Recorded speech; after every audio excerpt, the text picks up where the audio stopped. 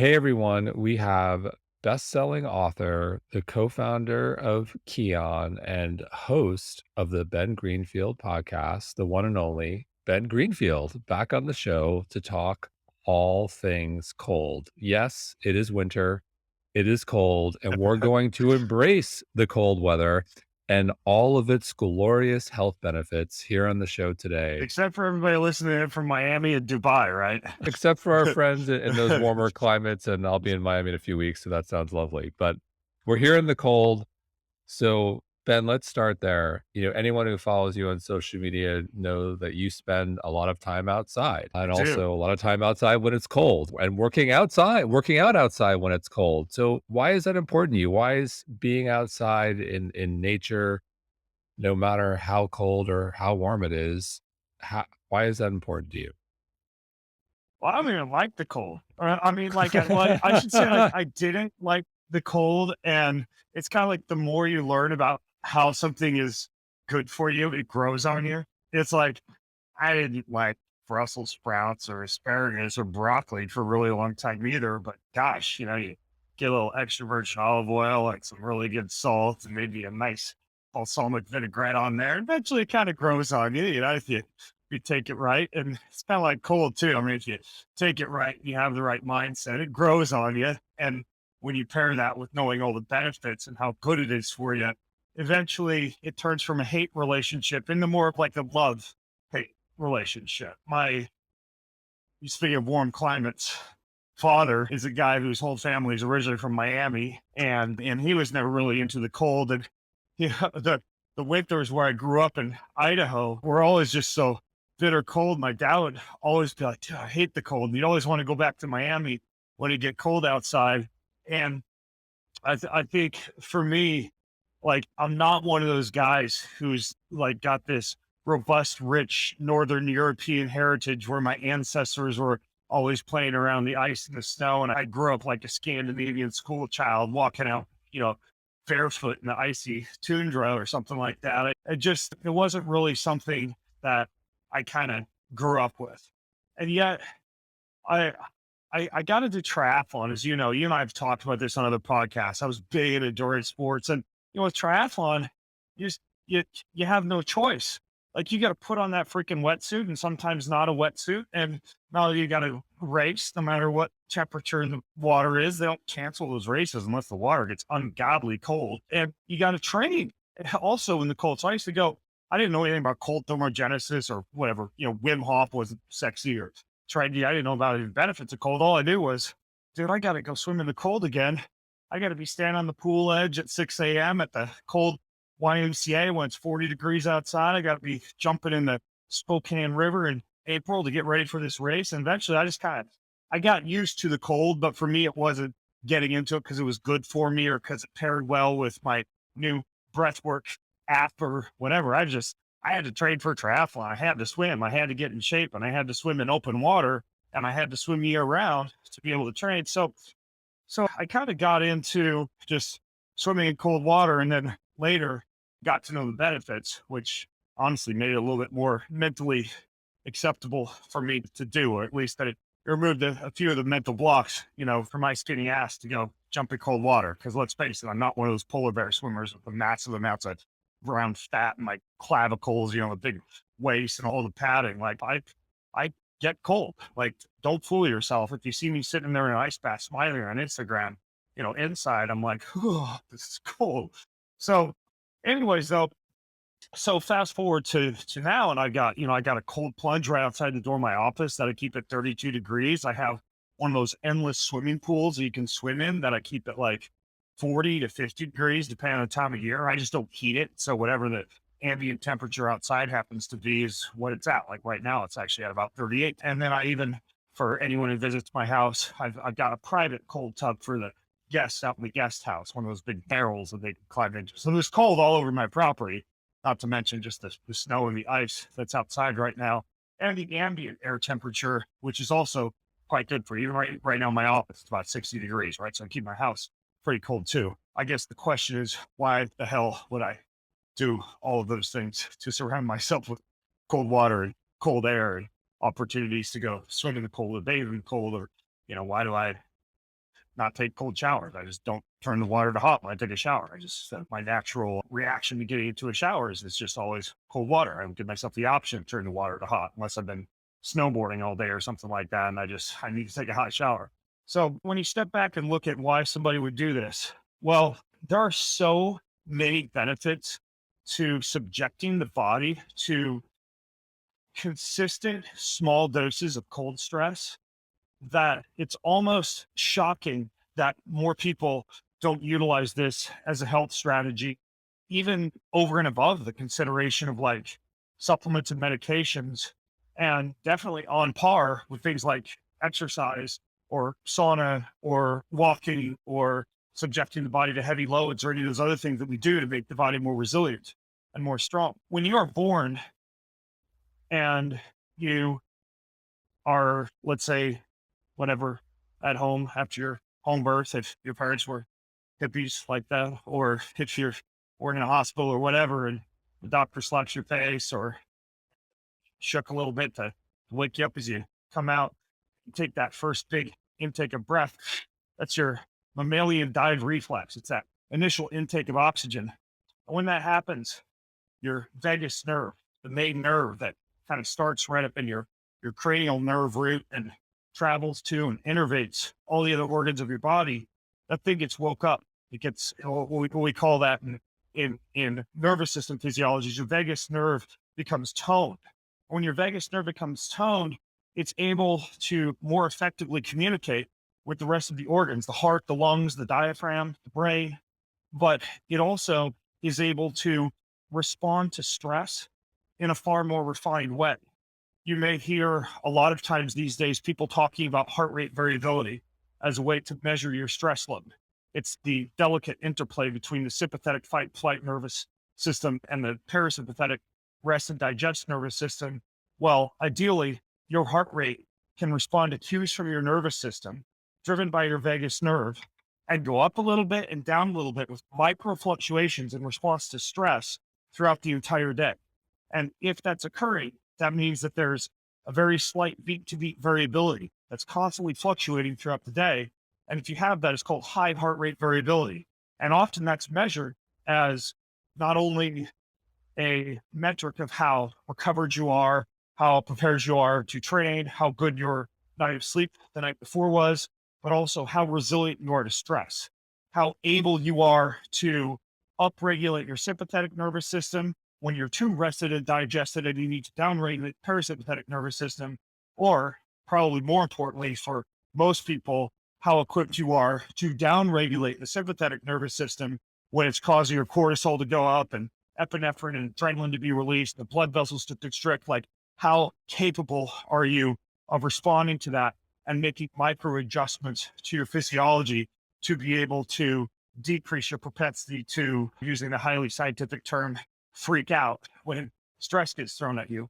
Well, cold and cold exposure, particularly cold water immersion, and particularly cold water immersion for the face, the head, and the neck, is one of the best ways to tone that vagus nerve and to allow your nervous system to have that type of resilience.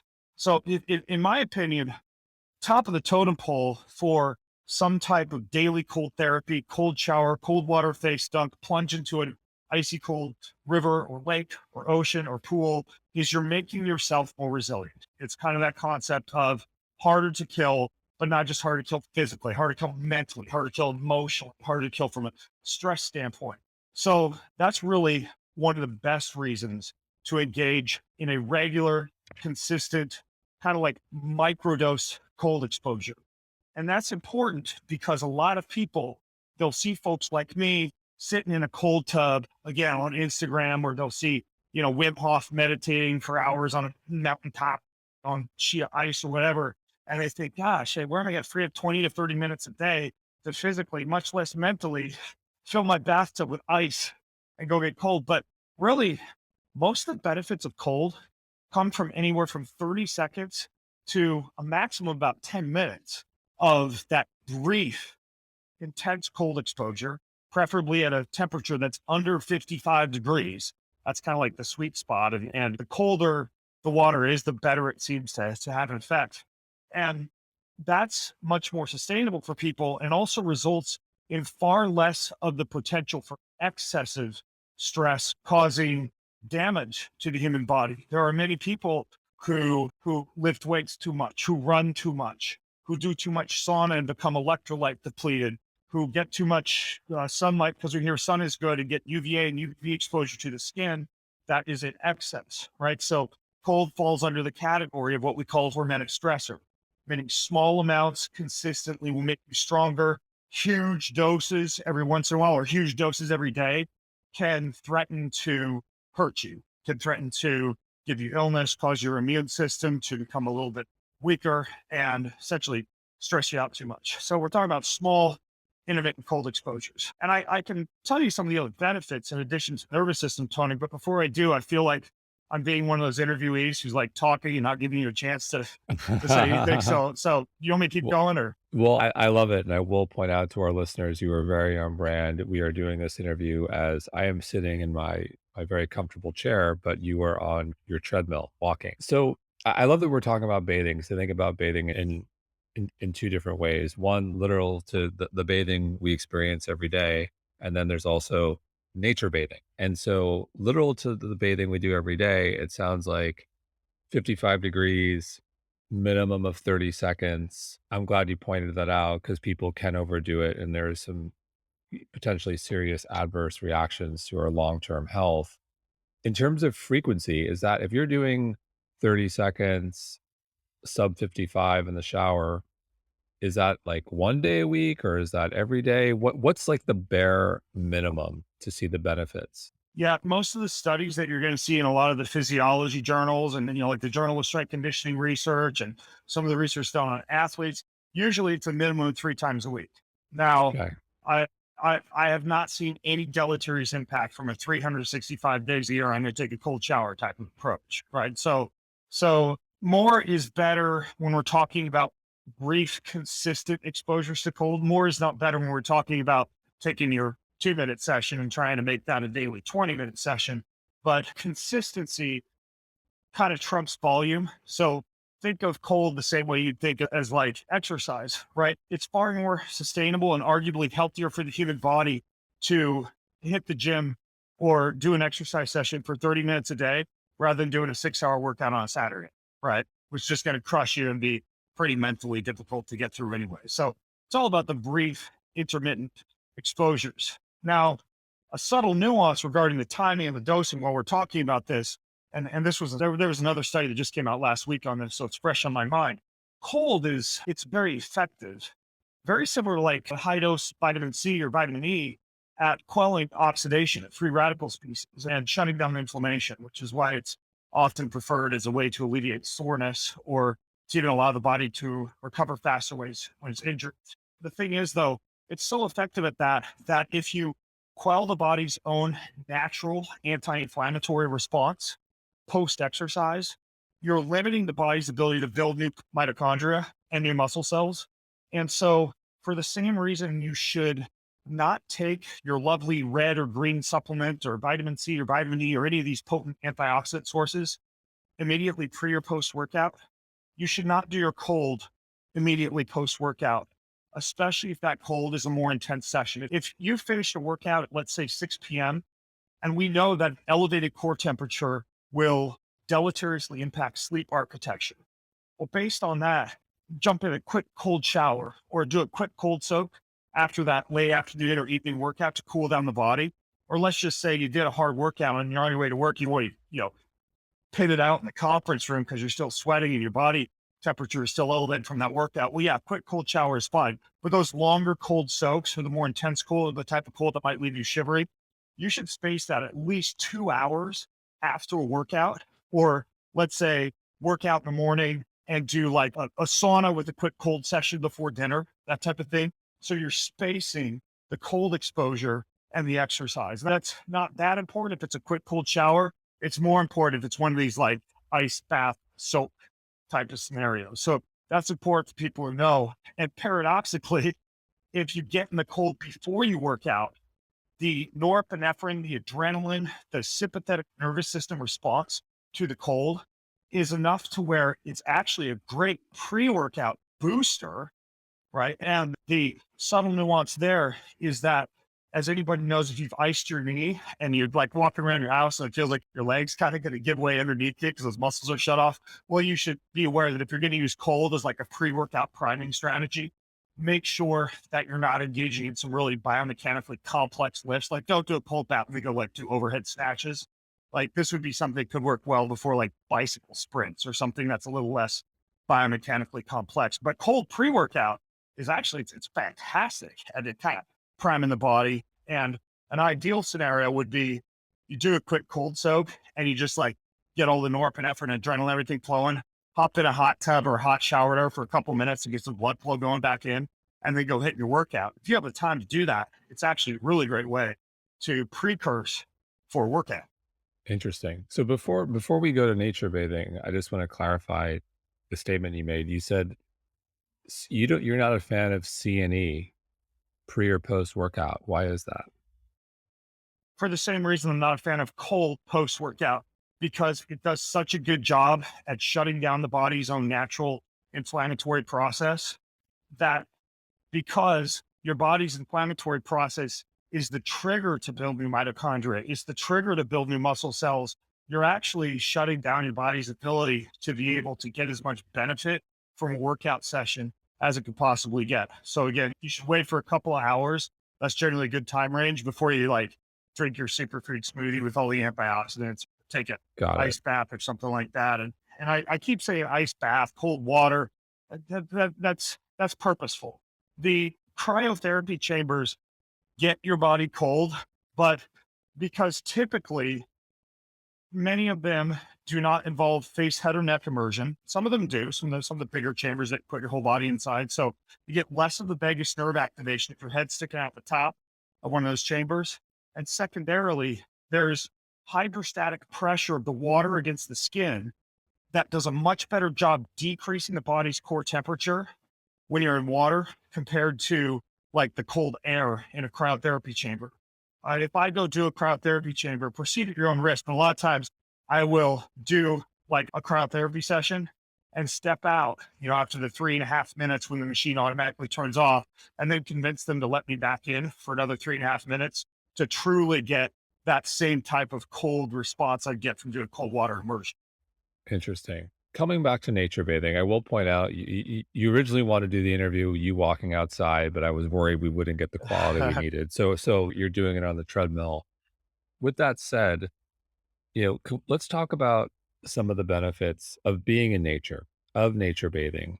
And, I do think we tend to go inside when it starts to get colder out, whether it's instead of going for a walk or a run, we go to the treadmill, or instead of going to, maybe doing a little bit of a boot camp outside or some body work outside, we go to our living room or gym if we're lucky enough to have one.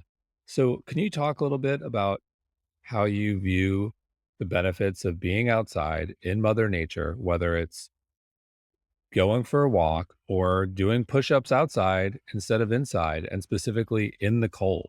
Yeah, yeah, absolutely. I mean, if you live within like about 2 miles of your gym and you're still driving to your gym, that's just stupid. Like, you should be putting on a weight vest to walk into your gym or biking to your gym. Like, for me, even when I travel, if I'm with friends and there's a grocery store, say there's a Whole Foods like a mile and a half down the road, and we get in, we're checked into our Airbnb. I'll be like, oh, let's go to Whole Foods and stock up, some Pellegrino and some Zevia and some nut butters, a little dark chocolate, grab some avocado. Sorry, let's go get this Airbnb stocked up. And they'll head out to the car, and I'm like, what are you doing? "Oh, we're gonna drive to the grocery store." I'm like, grocery store's like a mile and a half away. Yeah, our indigenous hunter-gatherer ancestors would have walked 10 miles to go get water from the river and walk 10 miles back. We're gonna walk the mile and a half to the grocery store and huck those groceries back, farmer's walk style. Oh, wait, we aren't gonna have time to go to the gym. Cricket silence. Why do we need to go to the gym? We're walking to get groceries and carrying heavy shit back from the grocery store.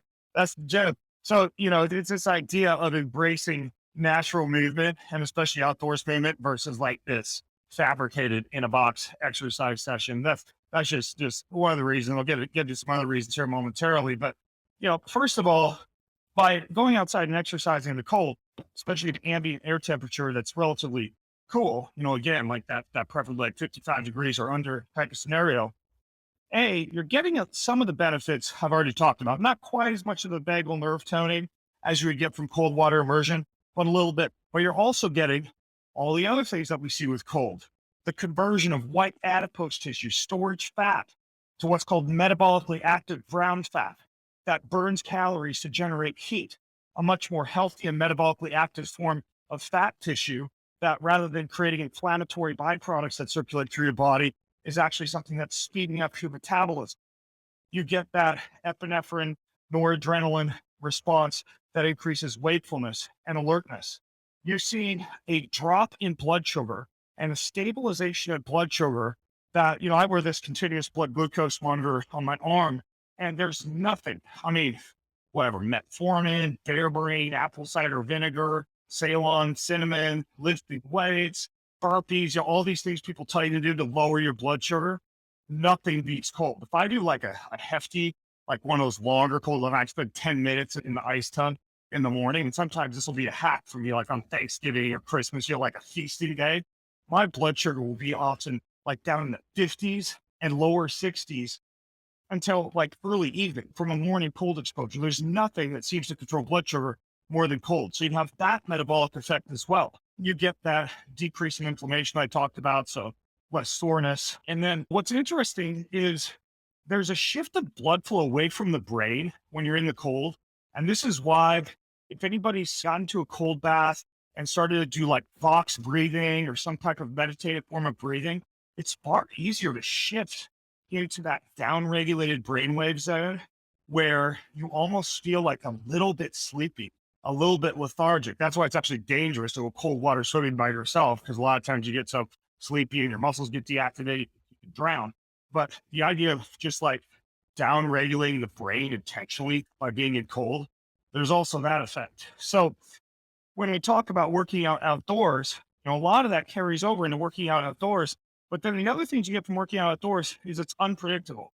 I mean, tell me that a run on a treadmill is not inferior to like a trail run where there's fluctuations in ankle mobility, in side to side cutting, in unpredictable terrain, maybe a bunny rabbit hopping across your path. I don't know.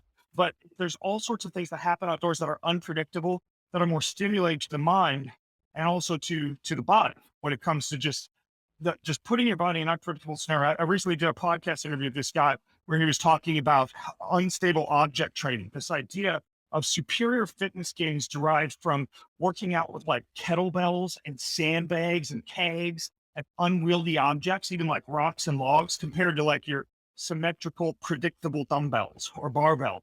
You're using all these tiny accessory core muscles that normally otherwise would not recruit to as great an extent when you're in that predictable, pretty, neat, organized, symmetrical gym type of scenario. And of course, we could always play devil's advocate and say, well, if you've got some joint issues, if you've got an injury, if you're predisposed to injury, maybe you're aging exercise enthusiast. Well, in some cases, that predictable, tidy format might be better for you, right? And so you do have to kind of choose your battles wisely. But for the most part, going outdoors is just, it's more stimulating both physically and mentally, more unpredictable physically and mentally.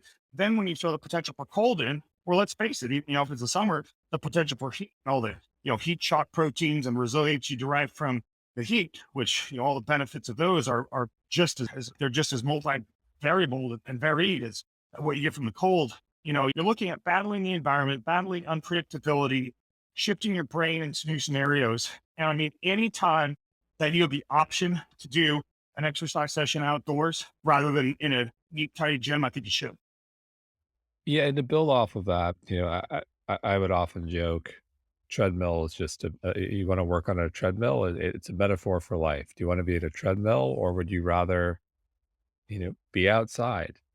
We believe that everything is connected here at Mind Body Green. And would you rather be outside, being connected to nature, connected to source, be in a position where discovery is at your fingertips, Yeah. where there's opportunity for introspection, and when you throw in, you know, the cold, or also for a lot of people puts you in a state that's a little bit uncomfortable, and forces you to get out of your head in a way that I think is spiritually sound and promotes a degree of mental physical fitness. Would you agree?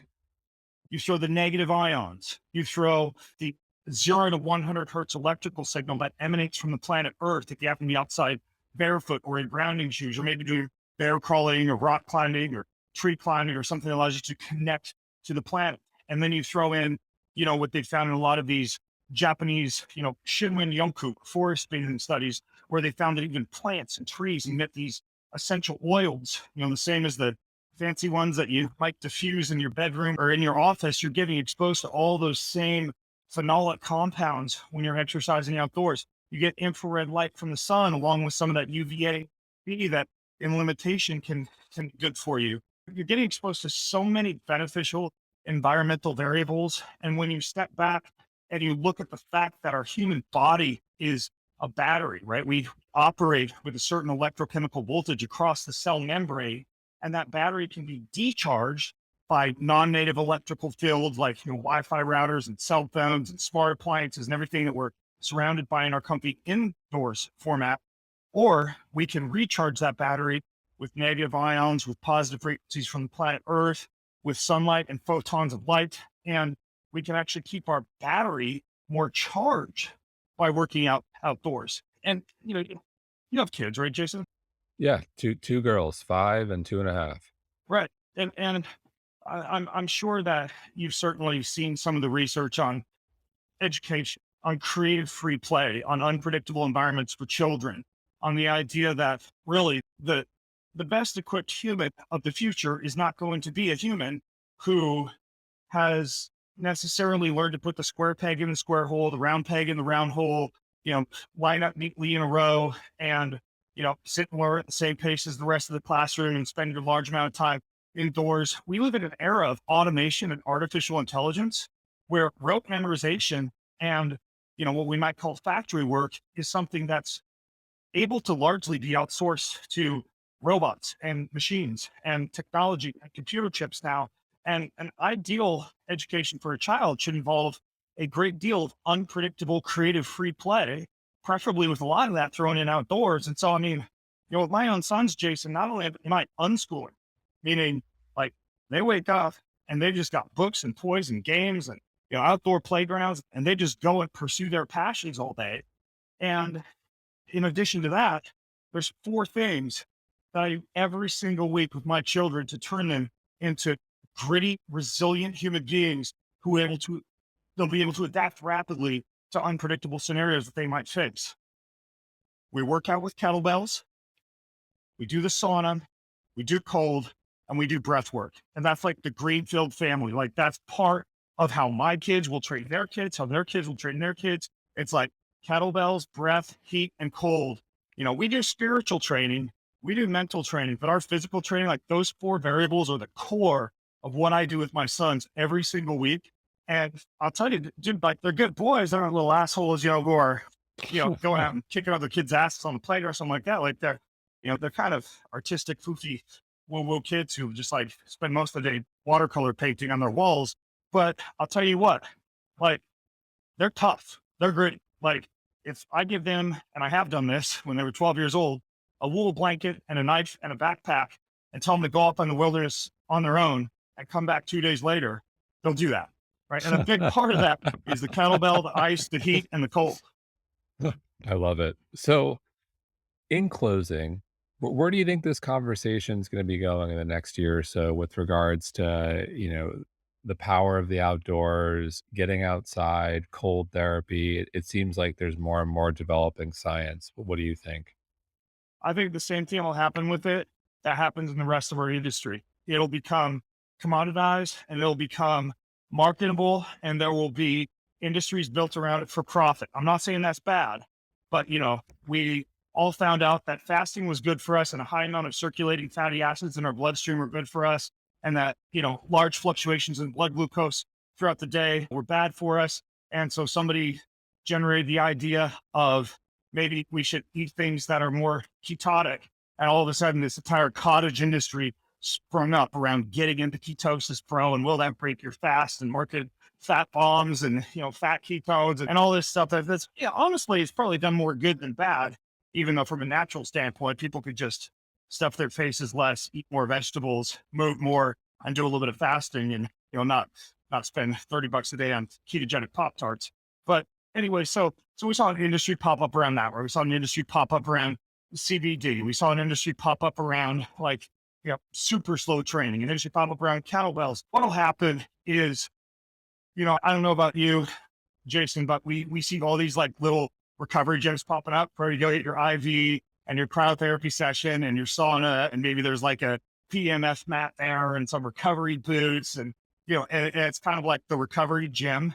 We'll just see more and more of that, like more companies Yeah. marketing ice baths you can buy for your house, and I think it'll be good to a certain extent. But what I don't want people to get fooled into thinking is that you need to have expensive shit laying around your house to get cold or to get tough or to lift it. Like basically, well, rock, a log, some ice, your breath, and if it's hot outside, maybe a couple extra layers of clothing, and there you got your ice, your heat, your cold, and your unwieldy object training. So I think we'll see kind of an industry pop up around it. But honestly, I think it'll do more good than bad for people. Yeah, I agree. I think with any, there'll always be, startups and industries evolve to any trend that has legs. But what's exciting to me about this one is kind of what you said. Anyone can take a cold shower. Anyone can get outside. It's kind of reminds me of, and I'm a big believer in this, back to the basics. Yeah, Back to the basics. It's not about buying more stuff or getting more things, and not against like stuff and things, but essentially integrating a lot of what you already have at your disposal into your day. You don't have to add more time. You're already going to shower. You're probably already going to get outside. So like, how can you build your yeah, routine around it? Which to me is exciting. yeah. Put me on a desert island, give me my Bible, my breath, and a big rock, and I'll be fine. I'll stay pretty resilient for a while. I love it. Ben, always a pleasure. Thanks so much. And thanks, Jason.